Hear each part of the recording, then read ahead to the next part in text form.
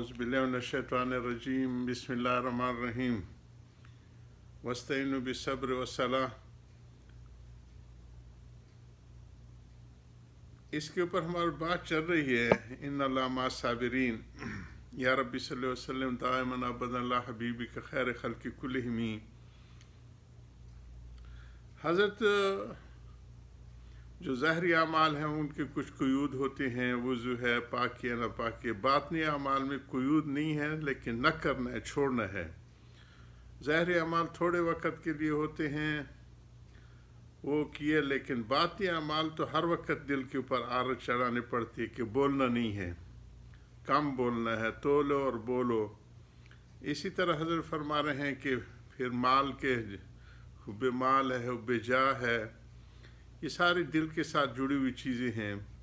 माल को तो हज़रत फरमा रहे हैं फिर भी उसमें कुछ काम चल जाते हैं, दो रोटियां मिल जाती हैं, लेकिन जाह तो सरासर कहते हैं, माँ कहते हैं कि इसके लिए लोग जाने दे रहे होते हैं कि हमें ये मिल जाए, ये उधर मिल जाए, ये ना मिल जाए, और उसके लिए दूसरों को नीचे दिखाने की कोशिश करते हैं। ये वो खबास्तें और जो हैं जो बातिन में होती हैं, जबकि जो मुतवाज़े होते हैं वो हर एक को अपने से अच्छा समझते हैं, हत्ता कि कुत्ते को भी अपने से अच्छा समझते हैं। हज़रत ने एक जुमला का हम चुमन दीगर नेस, हमारे हज़रत इसको कहते हैं हम चुमन डंगर नेस, और कोई मुझ जैसा जानवर नहीं है। वाक़तन इन चीज़ों की इस्लाह बहुत ज़रूरी अखलाकियात के लिए। हज़रत फिर आगे फरमा रहे हैं कि हमारे ये लफ्ज़ हज़रत कहते हैं कि अलकाब मुझे पसंद नहीं है। कोई जो कहते हैं, फिर कहते थे कि एक मरतबा मैंने अपने अहबाब को इससे मना किया, वो कह दिए कि ऐसी ताज़ीम को दिल चाहता है तो मौलवी कह दिया करो। हमारे पाकिस्तान में तो इतना खपत हो गया है। एक दिन एक मौलवी साहब को मैंने हरम में मौलवी कह दिया तो लड़ने के लिए आ गए। मौलाना मक्की साहब भी खड़े थे कि तुम्हें उलमा की कदर नहीं है। तो मौलवी कहना अब हद तक समझी जाती है। शेखुल हदीस हो, शेखुल तफसीर हो, शेखुल कुरान हो, मुफ्ती हो, मुफ्ती आज़म हो, ये चीज़ें अब बहुत आम हो गई हैं। और शुक्र है कि अफ़गानिस्तान में जो साथी हैं, बहुत बड़ा से बड़ा उनका इल्मी इस्तेदाद वाले भी मौलवी कहते हैं। पहले उनके ज़माने में हमारे पास आते थे कुण मौली साहब, वो कानों से बह रहे थे तो उसको कुण मौली साहब कहते थे। जो उनकी नज़रियाती कौंसिल के चेयरमैन थे, उसका पासाना मौली साहब, जो ऊंचे दर्जे के मौली है। इस किस्म की इस्तिलाहात थी। ये हमारे पाकिस्तान में इन इस्तिलाहात को बदलने की ज़रूरत है। अब तो हर घर से मुफ्ती उठते हैं, और वो फिर हमारे इलाक़ों में बजाय इस्लाह के, इससे पहले गुज़र चुके हज़रत का फ़तवा और मुआलजात की ज़रूरत है, फ़तवों की नहीं है। एक दफ़ा हमने शेर अली शाह साहब, जबकि बहुत ज़्यादा ज़ोर था, पेज़ों में हमने गुजारिश की थी कि हज़रत पाकिस्तान की सारी चीज़ें इस्लामी सल्तनत की हैं, नरमी की ज़रूरत है। इस वक्त हदफ आलमी सतह पर हनफियत है और मकामी सतह पर देवबंदियत है। तो इसलिए कुछ कोशिश करें। तो वो ख़त्म बुखारी का दर्स तो उन्होंने देना था। हमारे कुछ वज़ीरिस्तान के बड़े बड़े हजरात थे, वो आए भी बड़े बड़े हजरात थे। सदर साहब थे, अल्लाह उनकी मग़फ़िरत फरमाए, बड़ी शान वाली पगड़ी पहनते थे।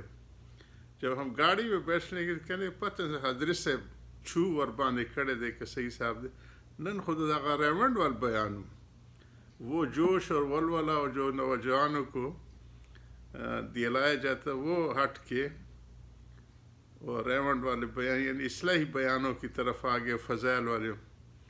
तो हमने उन्हें गुजारिश की थी कि देवबंदियत की जितनी भी मराकज़ हैं, चाहे खानकाएँ हैं, चाहे मदारस हैं, चाहे शख्सियात हैं, उनको एक जगह पे जमा किया जाए और फ़तवों के अंदाज में नहीं। ये उन्हें बताया जाए कि हदफ हम लोग हैं और इसके बचाव की क्या शक्ल है। باہر کے لمبی تفصیل ہے، ہمارے محمود بیٹے ان چیزوں کو جمع کر رہے ہیں، زندگی رہی تو وہ چھپ بھی جائیں گے۔ تو ہمارے پاکستان میں اور خاص طور پہ پنجاب کے مولویوں کو ہم لوگ تو مولانا صاحب کو، مولانا فضل الرحمان صاحب کو اب بھی مولوی صاحب کہہ کے پکارتے ہیں، لیکن وہ آدمی حرم میں لڑنے لگے کہ تم نے مجھے مولوی کیوں کہہ دیا۔ باہر کے تو یہ چیزیں حضرت فرما رہے ہیں کہ قابل ترک ہیں، تعظیم تو دل میں ہوتی ہے اور اس سے کرو، اور ان القاب میں کیا رکھا ہے؟ اگر حقیقت کی رعایت ضروری نہیں تھی تب بھی اس لفظ کو ایک وقت ہے اسے آنے دو، یعنی جب بال سفید ہونے دو۔ کل میں نے سید سلیمان ندوی کا سنا تھا رحمہ اللہ کا کہ کسی نے کہا حضرت آپ بھی بزرگ ہو گئے، تو انہوں نے داڑھی پکڑی کہ ہاں سفید تو بال اس میں آ گئے ہیں۔ یہ وہی بات ہے، انہی وہی مثال ہے جیسے ایک شخص نے دلال کو گھوڑا دیا کہ اس کو فروخت کر دو، میں اس کو رکھنا نہیں چاہتا۔ دلال نے اس کو بازار میں کھڑا کر کے اپنے قاعدے کے موافق جھوٹ موٹ شاعرانہ طریق سے اس کی تعریف شروع کی کہ یہ گھوڑا ایسا ہے ویسا ہے۔ یہ تعریفیں سن کر مالک کہنے لگا کہ اگر ایسا ہے تو میں نہیں بیچتے، ہم بیچتے نہیں ہیں، اس کو ہم رکھیں گے۔ تو جیسے اس شخص کا ساری عمر کا تجربہ ایک دلال کی تعریف سے بدل گیا اور جھوٹی مدح سے، تعریفوں سے اپنے گھوڑے کا معتقد بن گیا، اسی طرح ہم لوگ دوسروں کی جھوٹی تعریفوں سے خود بھی اپنے معتقد ہو جاتے ہیں۔ اور معتقدوں کی تعریف کا یہ حال ہے کہ بعض دفعہ پیر کی چھوٹی کرامتیں گھڑی جاتی ہیں۔ خود میری نسبت ایک دفعہ مشہور کیا گیا، حضرت کمر امت فرما رہے اپنے لیے کہ ایک ہی دن میں تھانہ بون میں تھا،